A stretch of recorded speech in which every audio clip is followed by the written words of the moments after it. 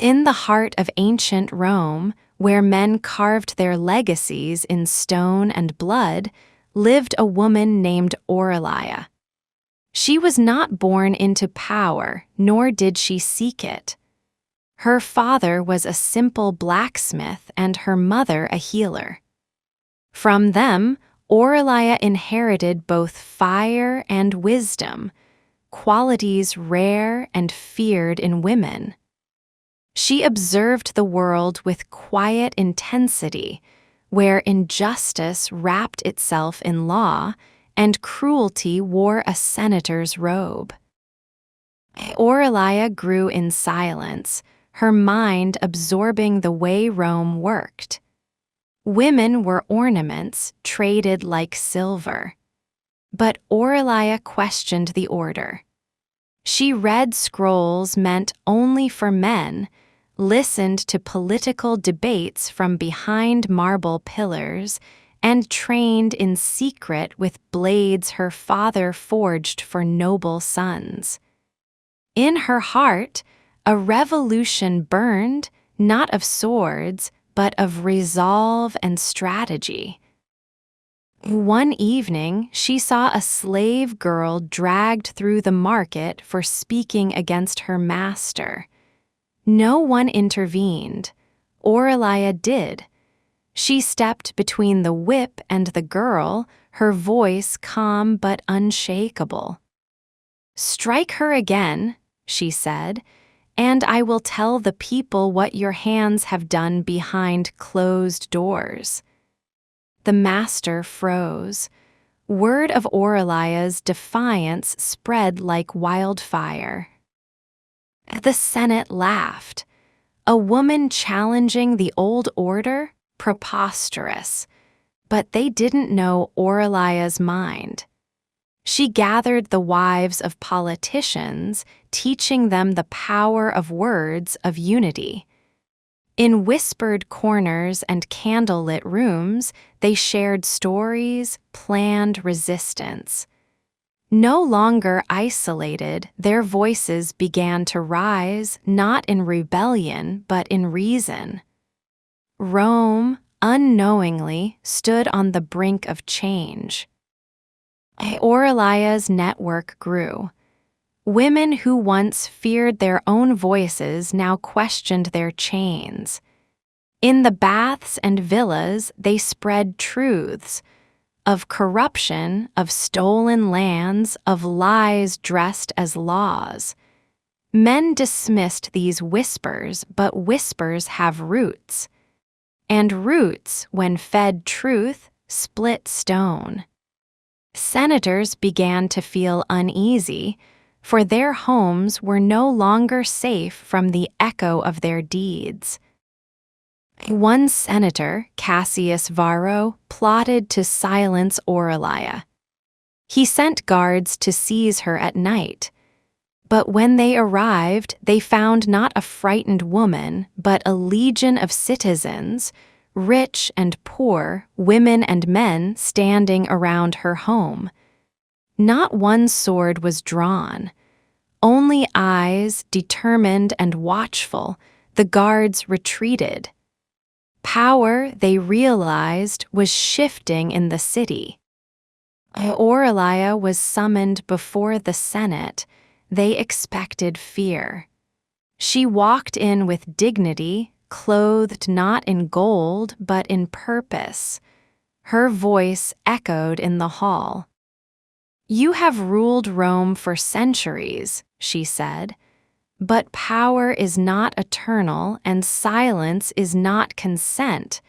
The people awaken, and when they do not ask permission to be free." Some laughed, some listened. One old senator whispered to another, "She speaks like Camillus returned." They couldn't jail her. Doing so would ignite unrest. Instead, they watched. Aurelia continued her work, opening schools for girls, clinics for the poor, forums where anyone, even women, could speak. The walls of tradition cracked, not with war but with wisdom. The emperor grew wary. "She is no general," he said, "but she wins battles with parchment." Still, he hesitated. Executing her would only make her a martyr. So he invited her to the palace, offering gold, titles, even land. She refused. "I do not seek reward," Aurelia replied. "I seek a Rome where justice is not bought and every voice is heard." Her refusal inspired more. Artists painted her not as a goddess but as a teacher, a mother, a protector. Even children chanted her name in the streets. Slowly, men in power began to change, not from guilt but from fear of the people's gaze. Laws were questioned. Trials were held publicly. Women testified. Aurelia had awakened Rome's conscience. But change never walks unchallenged. A riot broke out in the southern districts, fueled by nobles hoping to discredit Aurelia. Fires burned and she was blamed. Yet she did not hide. She walked into the flames with buckets, saving children, helping old men. Her hands were blistered, her robes singed, but her spirit unburnt. People saw her truth and turned against her accusers. Years passed. Aurelia never took office, yet she shaped laws, never wore armor, yet protected thousands. She stood at funerals of the forgotten and births of the future. When the plague came, she tended the sick herself, and when it passed, Rome remembered who stood when others fled. Her legend grew not from myth, but from unwavering presence. She grew older, but not weaker. Her eyes still burned with the same fire from her youth. She trained younger women, Livia, Malia, Octavia, who took her teachings and spread them beyond the Tiber. Neighboring cities sent messengers to learn her methods. Rome was no longer ruled only by the Senate's decree, but by the people's will, and at its heart stood a woman. When Aurelia finally died, the city mourned as it had for emperors. No statue was built in her honor by the Senate, but in every school she founded, her name was etched into the stone. In every girl who read scrolls once forbidden, Aurelia lived. She had not taken power, she had redefined it. Power was not in rule, but in raising others. Years later, a girl named Tullia knelt by Aurelia's grave, her hand resting on the carved words.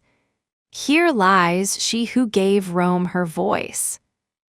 Tullia would rise, not as a warrior, but as a thinker, a leader.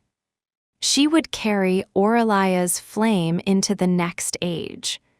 For though Aurelia was gone, the revolution of mind and spirit she lit would never fade. In the annals of Roman history, where names of conquerors fill pages, Aurelia's story was once written in margins.